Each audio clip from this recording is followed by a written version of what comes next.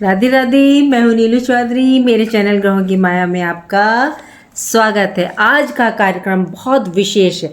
आज मैं बताऊंगी हमारी कुंडली में ऐसे योग होते हैं, यदि वे घटित हों तो आप अपनी लाइफ में लॉटरी, सट्टा, शेयर मार्केट, कमोडिटी मार्केट में इन्वेस्ट करके काफ़ी ज़्यादा पैसा कमा सकते हो।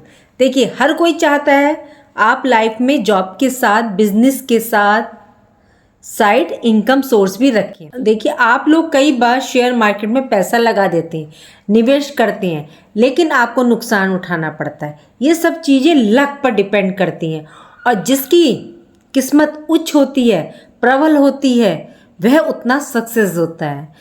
नॉलेज के साथ साथ प्लैनेटरी पोजीशन का साथ हो, ये बहुत ज़रूरी है। अगर आपकी कुंडली में ये योग हैं तो आप लॉटरी, सट्टा, शेयर मार्केट में पैसा लगाएं और आपको लाभ होगा। चलिए, आज मैं जन्म कुंडली से आपको जानकारी देती हूँ। कुंडली में ये जो 12 आपको स्क्रीन पर सब शो होता रहेगा, आप देख लीजिएगा। कुंडली में ये जो 12 भाव होते हैं, ये सब आपको पता चलेगा। इसी कुंडली से 12 भावों में हमारा पूरा जीवन निहित है। ज्योतिष शास्त्र में जैसी जैसी दशा आती हैं वे हमारे ऊपर वैसे ही काम करती हैं। आपको सब स्क्रीन पर शो हो रहा होगा, देखिए उस पर। जन्म कुंडली में 12 भाव होते हैं। पहला भाव लगन होता है, दूसरा, तीसरा, चौथा, सबकी कुंडली में ये अलग अलग होते हैं। अब देखिए, कुंडली का ये 5वां भाव जो होता है, ये बेसिक तौर पर होता है लॉटरी, सट्टा, शेयर मार्केट का होता है। इसके बाद second house, 8th house, 11th house, ये घर हमारे जीवन में आकस्मिक धन को देने वाले होते हैं। यदि इन घरों में उच्च ग्रह बैठे हों, स्वराशि के बैठे हों, शुभ दृष्टि पड़ती है, तो ऐसे व्यक्तियों के जीवन में अचानक लॉटरी, सट्टा के योग लाइफ टाइम बने रहते हैं। यदि आपका second house, 5th house, 8th house, 11th house strong है, तो आप बिना किसी से पूछे, बिना ज्योतिष के द्वारा भी आप शेयर मार्केट में ऊंचाई प्राप्त कर सकते हैं। बेनिफिट आपको होता रहेगा। जो बहुत बड़े इन्वेस्टर होते हैं, जिन्हें आप लोग शेयर मार्केट के राजा बोलते हैं, उनका 11th हाउस और 5th हाउस बहुत ज़्यादा प्रबल होता है। दोनों घर में बैठे ग्रह शुभ हों और एक दूसरे पर शुभ दृष्टि डाले हों, तो सबसे ज़्यादा तो 5th हाउस होना चाहिए। चलिए बताती हूँ कौन से ग्रह सबसे ज़्यादा शेयर मार्केट, सट्टा, लॉटरी में पावरफुल होने चाहिए। आपकी कुंडली में चंद्रमा, सूर्य, बृहस्पति, राहु सबसे ज़्यादा प्रबल पोजीशन में हों, तो लॉटरी, शेयर मार्केट से ये धन देने वाले होते हैं। बुध ज्योतिष में जिसे राजकुमार कहा जाता है, ये व्यक्ति को अच्छा ब्रोकर बनाता है। बृहस्पति कमोडिटी मार्केट में एक अच्छा इन्वेस्टर बनाता है। राहु जिसका उच्च प्रबल होगा, जितना ज़्यादा होगा, ये शेयर मार्केट में धन प्राप्ति के योग बनाता है। चलिए, अब मैं आपको कुछ ऐसे सूत्र बताती हूँ जिससे आप लोग फॉर्मूला कहते हैं।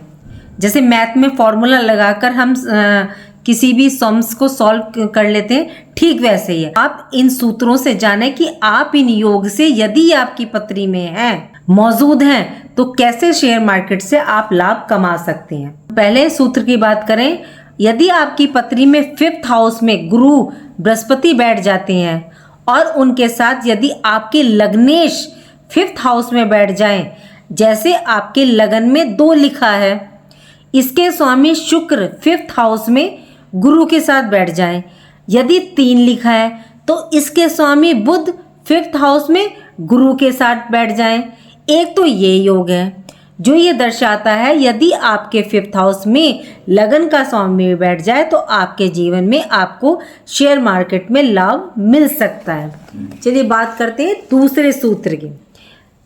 फॉर्मूला नंबर 2, यदि आपके 5th हाउस में चंद्रमा बैठे हों और 11th हाउस में शुक्र बैठ जाएं और पंचम पर दृष्टि डालें, तो आप अपने जीवन में शेयर मार्केट, लॉटरी, सट्टा से आपको हमेशा धन की प्राप्ति होती रहेगी।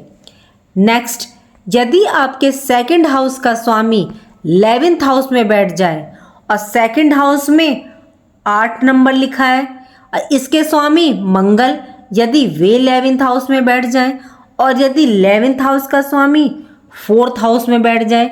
देखिए जैसे इस समय यहाँ 11 नंबर लिखा है तो इसके स्वामी हुए शनि। यदि शनि आपके 4th हाउस में बैठ जाए तो भी आपको लाभ की प्राप्ति हो सकती है। चलिए अब नेक्स्ट सूत्र की बात करते हैं। केंद्र में सबसे ज्यादा यदि ग्रह बैठ जाए, यदि 5th हाउस के स्वामी, 8th हाउस के स्वामी, 2nd हाउस के स्वामी और 11th हाउस के स्वामी केंद्र में बैठ जाएं तो ये भी एक बेहतरीन योग है।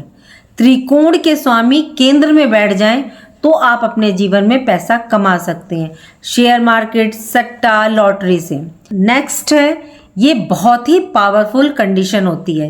यदि लगन का स्वामी 2nd हाउस में बैठ जाए, मान लीजिए लगन में 3 लिखा है, इसके स्वामी बुध यदि 2nd हाउस में बैठ जाएं और 2nd हाउस में नंबर लिखा है 4, इसके स्वामी चंद्रमा 12वें भाव में बैठ जाएं।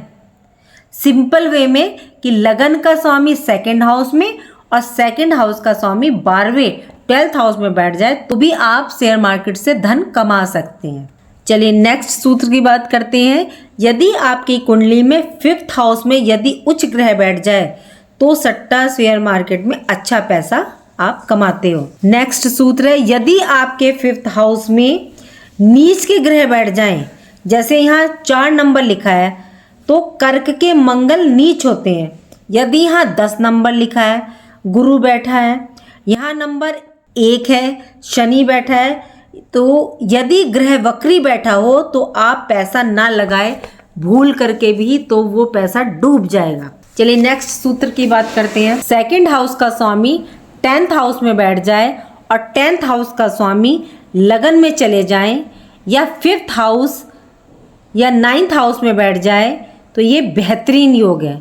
जैसे 10th में 2 नंबर लिखा है, इसके स्वामी शुक्र आपके 9th में या 5th हाउस में बैठे हैं त्रिकोण में, तो ये बेहतरीन है शेयर मार्केट के लिए। नेक्स्ट, यदि 11th हाउस में आय में जितने ज़्यादा ग्रह बैठते हैं उतना ज़्यादा रिजल्ट देखने को मिलेगा। यदि 5th हाउस में भी शुभ ग्रह बैठे हों और उनकी भी दृष्टि 11th हाउस पर पड़ रही है तो ये एक बहुत ही उत्तम श्रेष्ठ स्थिति होती है। सूत्र है, 9th हाउस भाग्य स्थान में आपका गुरु बैठ जाए कर्क राशि का या 12th का मीन राशि का, तो भी आपको कभी नुकसान नहीं होगा शेयर मार्केट में, लक आपका साथ देगा ही देगा। चलिए नेक्स्ट सूत्र की बात करते हैं।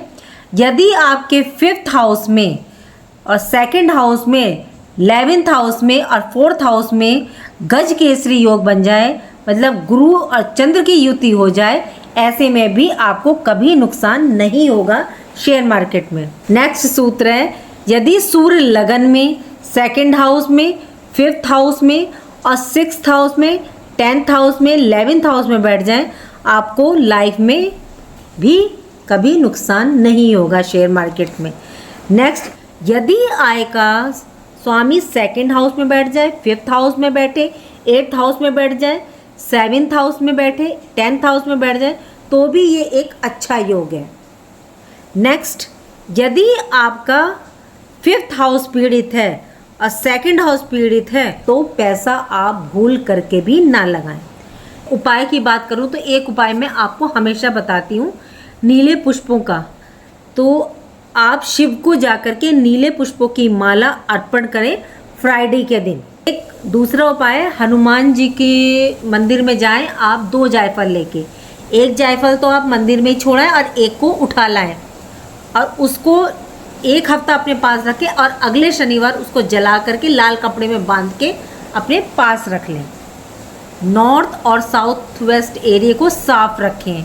उपाय से ज़्यादा यदि इसमें ना लर्निंग की बहुत ज़रूरत पड़ती है। Share market is equal to learning.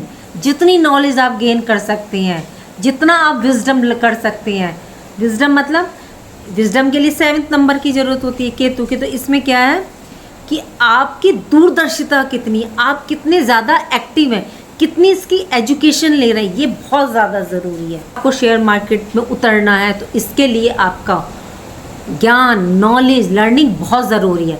यदि आप देखिए इंट्राडे पे काम कर रहे हैं तो उसके लिए चंद्र उच्च की बहुत ज़रूरत है।